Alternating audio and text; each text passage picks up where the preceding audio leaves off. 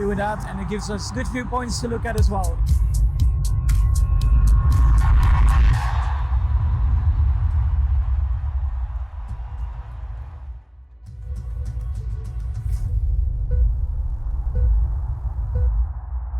And the Miami Grand Prix is off the road.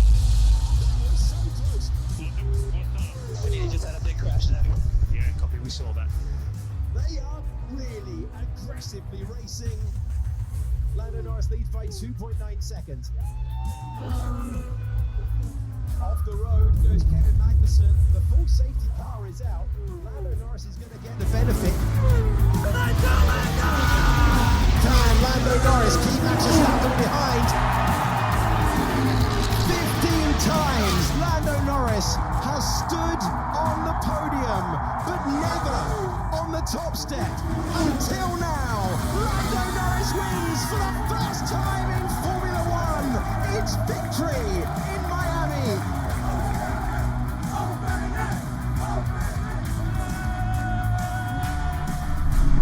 Finally, I managed to do it, so I'm so happy for my whole team. I finally delivered for them.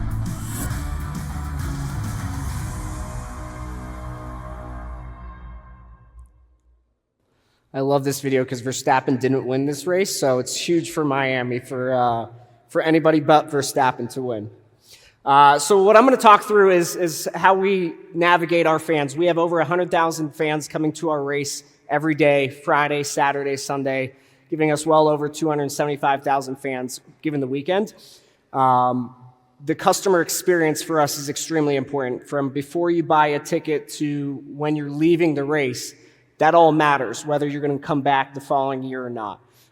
So I'm going to talk through about 7 of our technologies that we use to power our sales and service teams to make sure we're providing our clients, our potential clients, with the best customer experience so they come back year over year. The first one will be our CRM system. We use Microsoft Dynamics. Over 1 million contacts are in that list, whether they bought a ticket or engaged with us. Why this is important is because, as you saw from that video, we have a lot of different types of seats that we actually sell. We have grandstands, over 60,000 people sitting in grandstands. We have club seats, right around 3,500 to 3,800 club seats. The Paddock Club hosts over 5,000 people. We have 285 suites that we sell to companies to host their clients in. And on top of that, we have right around 1,000 luxury seats that we sell to. So our CRM system is extremely important because we need to segment our buyers to receive a cadence of whatever it is. For example, if you're sitting in a certain grandstand, you have to receive a piece of communication that's going to tell you where to park that day. All parking needs to be pre-bought, so you need to get a communication piece prior to the race. Say, hey, buy your parking pass. You are sitting in the start-finish grandstand. This is the parking that you need to receive. So we need to segment our buyers so they're receiving exact communication. If that doesn't work, if you're sitting in a grandstand, you buy the wrong parking, you're walking an extra 20, 30 minutes just to get to your actual potential seat. It's extremely important to use our data. It's also use it correctly. We use our CRM system to actually help us prospect new companies, right? So we put in the industry, whether a company bought it or an individual, whether it was a tech company from Mexico or a manufacturing company from, Chicago. It helps us navigate, especially on the new sales side, who our buyers are. If we're noticing a growing trend of Mexico City tech clients buying suites, we know that's a great market for us. So our CRM system is extremely important. It is rep-driven. Our sales team, it is driven by them, so it's extremely important they take accurate notes on the client, on why they're using their tickets, how they're using their tickets. We'll jump to Conversica. Show of hands, is anybody familiar with Conversica? It's an automated messaging system. When we first launched F1 3 years ago, we didn't have a sales and service team. It was a 2-man team. We slowly increased that team to right around 7, but there were so many people in our system that we had to get communication pieces out to. With such a small sales and service team, it was hard to navigate that. So we had to create automated messaging to create hand raisers to make sure we get the right messaging out to that group. And Conversica, 3 years ago, saved us a lot of time. As our sales and service team has grew, we've relied less and less on the automated messaging. But when we first built out F1 3 years ago, we were lean. startup. And we had to navigate conversation with over 1,000, 2,000, 50,000, 100,000 fans that are interested in purchasing or interested coming to the race. So this was a good way to get people into the funnel and then navigate them to the sales representative to steer them in the right direction. I love new sales. I love prospecting. How many people love cold calls? Anybody love cold calls? No? There we go. Yes. Thank you. He likes cold calls. You found me like 5 hours ago and made a cold call to me. So we use 2 different softwares to help us navigate new business and new sales. Seamless AI and Zoom Info. So we take data from our CRM system. Do we have a lot of buyers in Mexico City, Chicago? And what our reps do is navigate and find those like companies in those markets too. So tech companies, manufacturing companies, finance companies. We use the data from our CRM, our buyers, to find new buyers in different markets.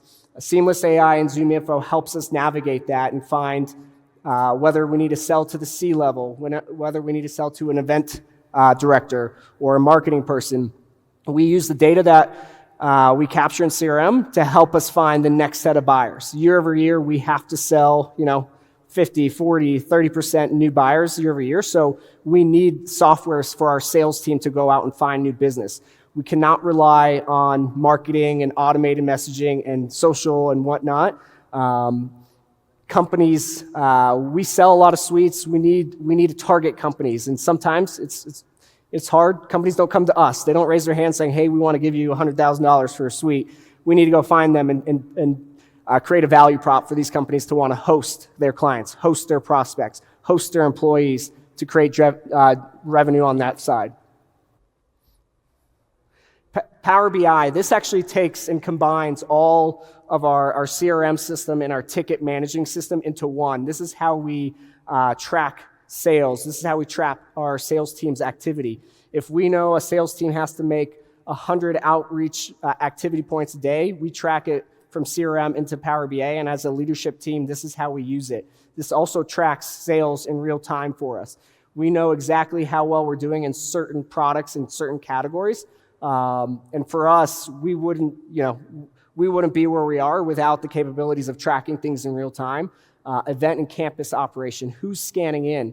Are we noticing an area where there's less scan rates? Are we having issues in that scanning area? So Power BI is a one-stop shop for our leadership team as finding, are we tracking behind in a certain sales product? Are we exceeding expectations? Another one.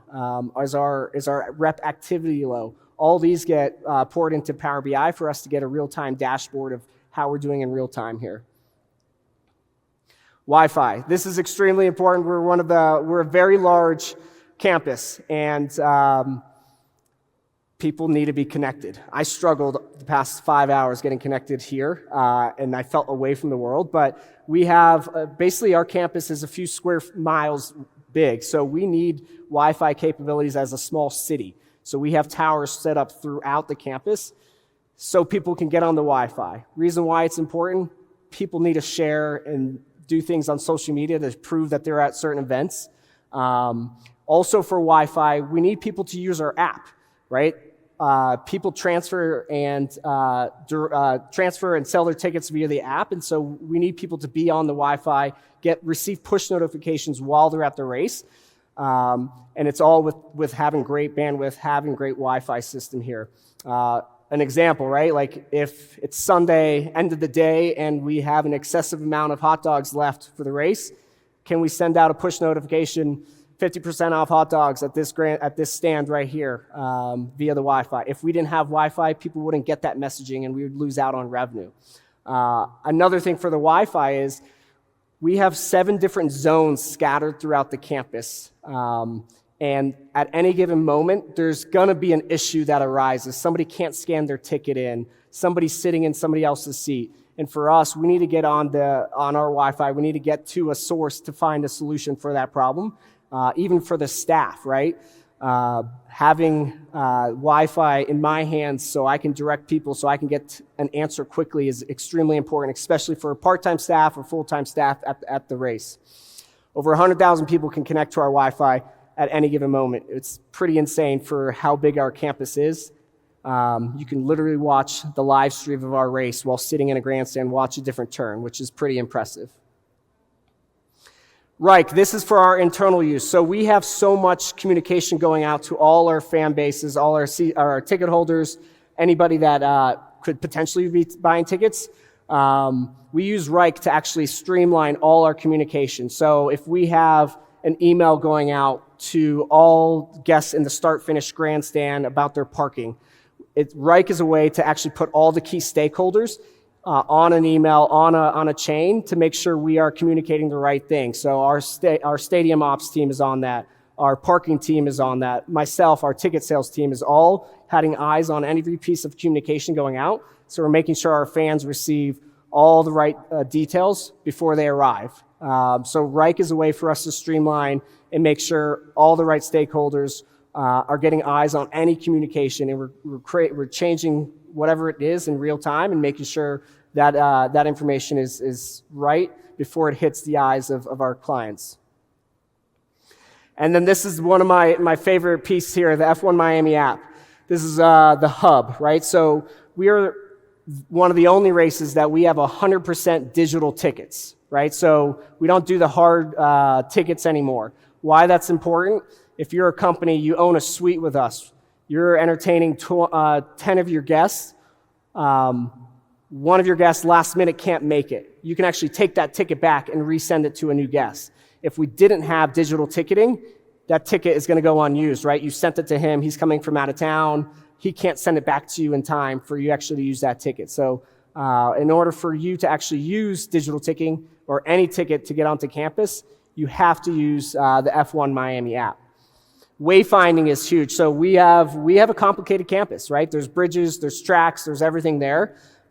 We actually built in navigating systems. So if you are in the start-finish grandstand and if you have a friend sitting at the turn 18 grandstand or the marina, you can actually plug in where you want to go, and it's going to give you turn-by-turn directions on how to get there. Why that's important? Again, the campus is complicated, but we have over 5,000 part-time workers on campus every day. They're not as knowledgeable as the campus. So if somebody has a question on how to get to point A to point B, we can navigate them, send them to the app to get to that place, which in turn makes Wi-Fi really important for us because all fans, all 100,000 people in that day need to be on this app. And then event updates. If it rains, where do people go? If we wanted to send a push notification out as people are leaving to renew your tickets for next year, it's all done via the app. So for us to go with 100% digital ticketing, forcing people to download the app, make sure we can actually communicate directly and make sure fans are coming in here and having a very easy process coming to the race. The last piece. How many of you have been to our race before? Okay. Wow. 2, 3. How many of you have been to an F1 race before? There we go. Our goal is to make sure no matter what F1 race you go to, you have a great experience. I'm a little biased. I think Miami is probably one of the coolest tracks on the circuit. There's also some really good ones out there, including the one in this city. But we have some really unique hospitality options, whether you're a company, a growing company, a mature company, whatever it is, as far as hosting clients or entertaining clients, we have hospitality options for any sort of company. So if you have questions on hospitality, come see me. There's a good-looking gentleman that speaks Spanish or Portuguese sitting over there that can answer any question as well. So I appreciate your time. I want to get you guys out to happy hour dinner as soon as possible. Any questions? Yes. Oh, microphone.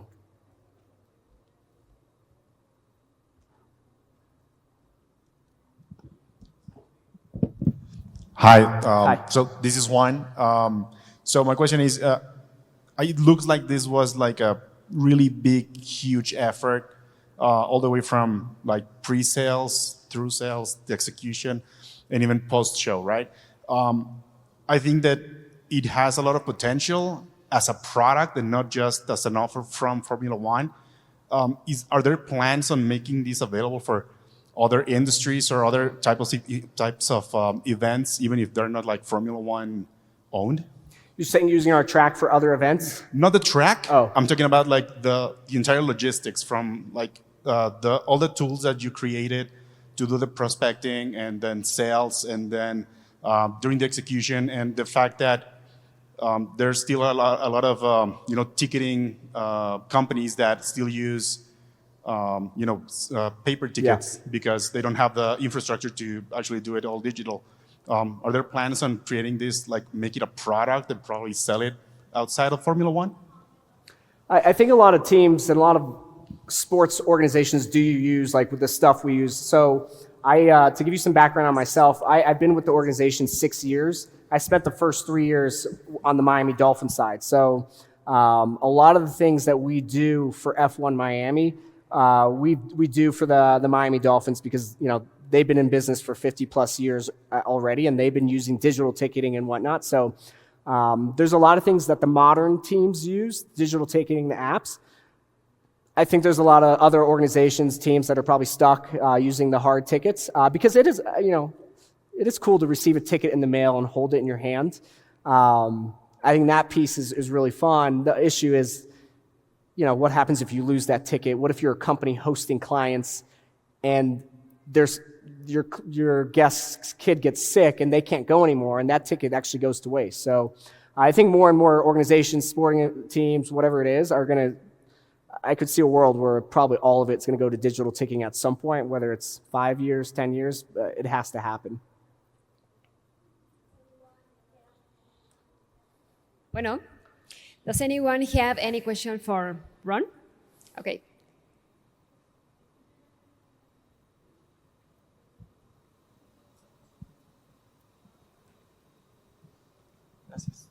Sorry with my English, but I will try. I might need my colleague. We'll be okay. My question is: the digital experience is the same with the regular ticket to a VIP ticket, or is different? How do you make a best experience for the VIP tickets? Yeah, the digital. Everybody receives a digital ticket, whether you're in the paddock club or the grandstand, the highest row, farthest away. So.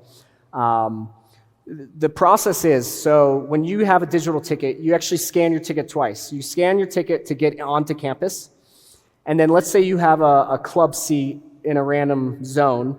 You actually scan your ticket again when you enter that zone, and they give you a wristband to enter that club. So once you get that wristband, you actually don't need your phone anymore because that's going to give you access to go to your club or wherever it is. But yeah, no matter where you're sitting, you're always going to have a digital ticket. And then when you get to your product, your destination, you either receive a wristband, or if you're in the paddock club, you actually receive like a credential that you can wear around your neck. But no matter what, to enter campus, you need that digital ticket. And then from there, you can put that digital ticket away. The old experience in general, it's making digital experience to the VIPs. Yeah, no matter whether you have the most expensive or the cheapest ticket, you still have a digital ticket to enter the campus. Yeah. Okay, someone else? Okay. Thanks. Thank you. You mentioned that you have AE involved in the event.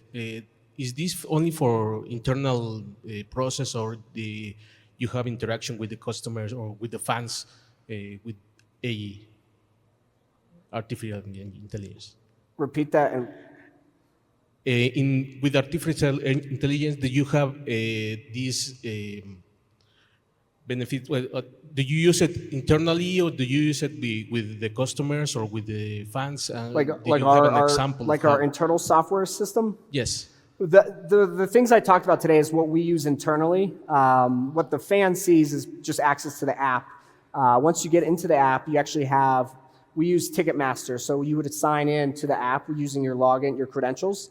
And then once you get into Ticketmaster through our app, you can actually download the ticket or transfer or sell them or whatever you want to do from there. But all the other things we spoke about, like the CRM system, that's all internal facing versus fan facing. One more here. Thank you. Well, first of all, it's a great effort, no? congratulations for the effort that you are doing about the digital work. My question is, what is the most biggest challenge in the digital side that you saw during these projects? The most difficult challenge for our project? Yeah, right. Yeah, we have a lot of different hospitality. You go to another F1 race, they have Paddock Club and another club and grandstands. We have probably over 10 club spaces. We have over 3 luxury spaces. We have a Paddock Club, and then we have grandstands. So I think the biggest challenge for us is differentiating the product. Yes, they're differentiated by price, but like differentiating and showing the differentiation. Another challenge for us is we take down the entire campus right after the race, right? Because we host the Miami Dolphins. We use the Miami Dolphins parking lot. So another challenge for us is selling a product that doesn't exist 11 months out of the year. And so we are looking at, we are actually partnering, I didn't talk through it here because we're still in development with another company called Skyway that 4 or 5 days before our race, they came and took 360-degree photos of all our spaces. And now that will live on our website. And so now when we're trying to sell that product to somebody new that's never been to our race, they actually can step foot into that product and actually know what the view looks like, know what the seats look like, know what the food and beverage look around them is. So I think the biggest challenge for us is selling a product that doesn't exist 362 days out of the year. Excellent, thank you. Someone else?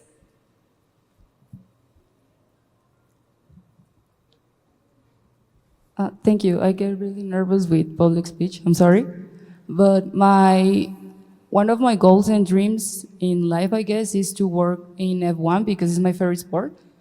And I guess like being Mexican and working from here is kind of difficult to get into the business.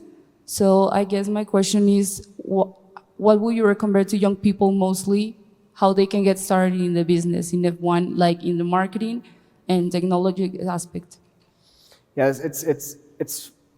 yeah, I started my career selling like entry level. I sold ice hockey in Tampa, Florida, 15 years ago. So I got my start selling season tickets in Tampa. But on the marketing side, I would say there's a lot of opportunities in F1, whether it's Mexico City, Miami, Austin, or Las Vegas, or wherever it is, in Sao Paulo too. So there's a couple different ways. I would say for you want to get into marketing, I would email every director of marketing for every race around the world and let them know what your passions are and let them know what you can do, because there's 23, 24 different races. You're going to get a conversation hopefully with a few of them. I think the biggest thing is whether you want to do it here in Mexico or pick up and go live in another city. But there are opportunities in F1. The marketing side is a lot of fun because the race is so international, especially in Miami. It's not a one-size-fits-all marketing plan. We target, you have your Miami residents, but now we have a segment of buyers that live in New York City, so now we have to target them, but that messaging has got to be different than the messaging that we send to the people in Miami. And now we have, Mexico City. How do we target clients like that or prospects like that? So F1 is definitely a fun project to be on the marketing side because it's not a one-size-fits-all hat. It's definitely very difficult, but it's really rewarding. I hope that helps. Yeah, it helps a lot. Thank you so much. And realistically, do you consider that F1 is open to new ideas or new dynamics that like young people can offer? They are open to new business or new technologies and hiring new talent that have never worked in F1 but want to give them a shot? I think every track is different. I can only speak to what we do in Miami, and we are very open to everything because we have a demographic. We need to hire people that can relate to the demographic of buyers that we have, right? Like we have a heavy Spanish population, so we need people that can communicate to them. So on Miami side, I think we've been really open to whether you had experience in F1, experience in not sports, motorsports, whatever it is, we're open to anybody that can actually produce and kind of do the job well. Thank you so much. Yep. And happy to connect with you after and give you that card, and I can make introductions as possible. Who has the last question? Okay. Oh.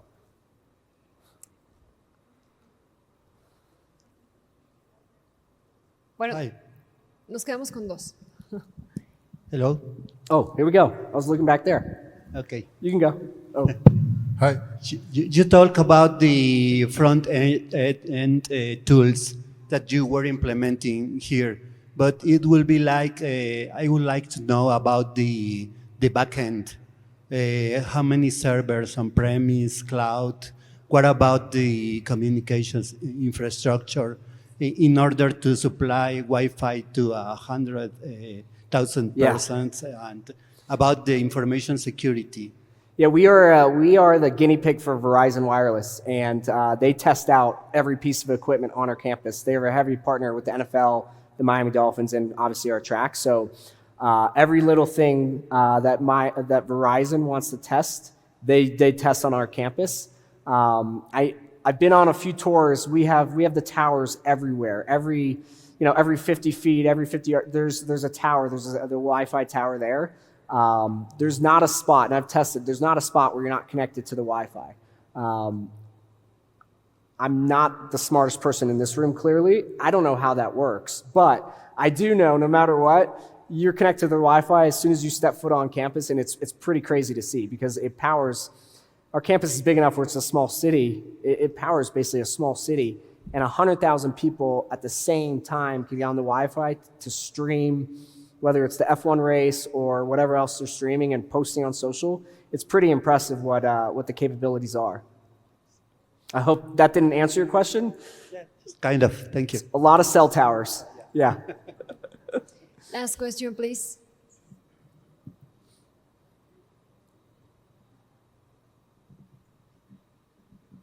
Oh, we got it. I don't remember if you mentioned at the first of the speak, but speaking of the Apple Vision Pro, the new experience, how was development a new digital business model? If you are thinking, is the next step for all the sports, not only for F1? I think I can't speak to that piece. I'm just a sales guy that sells hospitality to F1 Miami race, but I do know that that piece is really unique, and I think F1 in general should be adapting, and any sport should be adapting to people using, especially like those lenses, especially if you're on campus too, right? So I think it's important that we adapt to that and actually build technologies to support that. The more eyeballs on our sport, F1 in general, the more eyeballs on our track, whether they step foot on that track or they're at their couch in whatever city they're in, I think is important. Ron, one more? Sure. Please. Just first of all, congrats. For me that I am not in the events field is really illustrative. And just a quick question, do you have tickets coupons?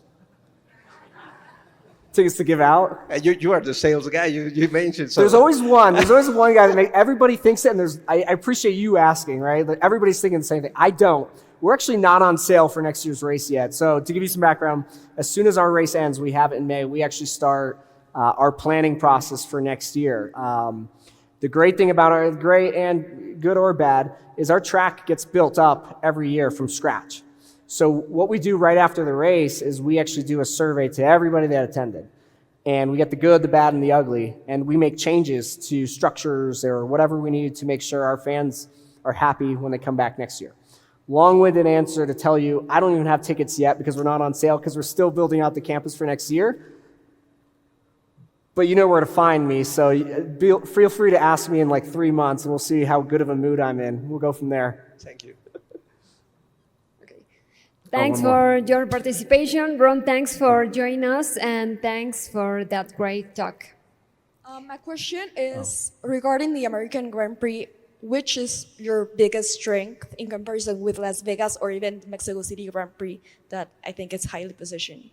What was the question? Which one's the best one? Your biggest strength, the Miami biggest strength regarding the American Grand Prix in comparison with Las Vegas one. Like what our strength is, what we're good at? Or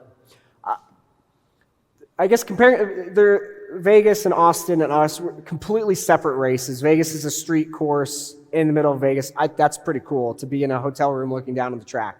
That's a really unique experience. Austin, you have a lot of space there, so like you can actually drive golf carts around. I think they have a really unique experience there. Miami, I think what we do really well is we make it Miami. You know, we have the palm trees, we have the influence, we have all that, and I think we do a really good job on that piece.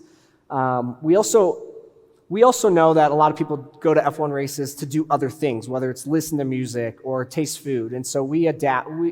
We know that's part of the reason why people come. So I think we kind of combine an F1 race with an Art Basel, with a food and beer and wine festival, with a concert as well, right? Like last year we had some pretty major names playing for us. So I think we do a lot to incorporate the fans, the hardcore fans, but we also have to incorporate the people that are just there because it's an F1 race and it's the thing to do and it's in Miami. So I hope that's an answer. I think all three are great tracks. Each has their own challenges. Each are unique, but I think it's good for the sport that we have three races in there. Now people can choose and, you know, they can rotate and go to a different race every year in the United States and have fun with it. And hopefully people continue to go to our race. You decide. One more? Sure. Is there? Oh, Okay. right there. One more here. Thanks. Hi, so I think I arrived a little bit late to the talk, but the app seems pretty useful for the customer and improves a lot the experience in a track, and could be awesome to have this kind of app in all the circuits or on the calendar. But I think where my question is, what's the next improvements in the app? Because I see a lot of opportunities for improving the customer experience. So what are coming? Yeah, the app has grown and improved year over year. I think this year's wayfinding was the best it's been. Obviously, every year you get better. But there's plenty of room, like to be able to offer. The example I gave was, you know, if McLaren is selling hats and they have an excess amount, and can we offer our fans a discount as they're leaving because they have to get rid of 100 hats, and be able to get that information out. But there's so many things we can do in the app. Like, you know, the hard part about F1 versus a season ticket to NFL football or baseball or whatnot is, for a baseball season ticket, you sit next to the same person for 81 or how many home games they have in the States, or so you kind of learn that person. You actually, you get close to them. For our race is once a year, so maybe there's a way to connect to the person next to you, where it encourages you to come back every year, where it encourages you to renew your tickets next to that person year over year. So I think that's the next step, is maybe adding a social environment to that, to make sure people feel. The hard part of us is we're once a year, so like what are we going to do in December or January when we don't have a race? Other sports have so many games where you can connect to the fans. We got to make sure we're connected to the fans year round. And I think that's the next step within the app. Thank you. Yep.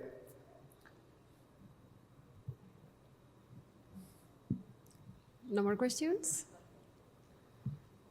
Okay, people on social media ask you, what relationship does technology and sports currently have, and how does technology drives this sector? Wait, I didn't hear it. I'll get closer. What relationship does technology and sports currently have? Yeah. I mean, in F1 or in general in sports, like people love stats in real time, like to be able to get, in F1 you want to know how many seconds, Checo is behind Verstappen and how many laps it's going to take him to pass him if he continues at that pace, right? So I think technology for the whole racing side is really important for that fan, because F1 in general is a matter of seconds.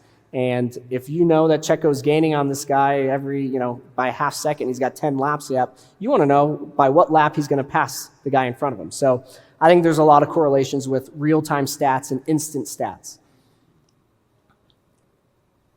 It's all. Ron, thanks for joining us, and thanks for that great talk. Thanks for your participation. Thank you.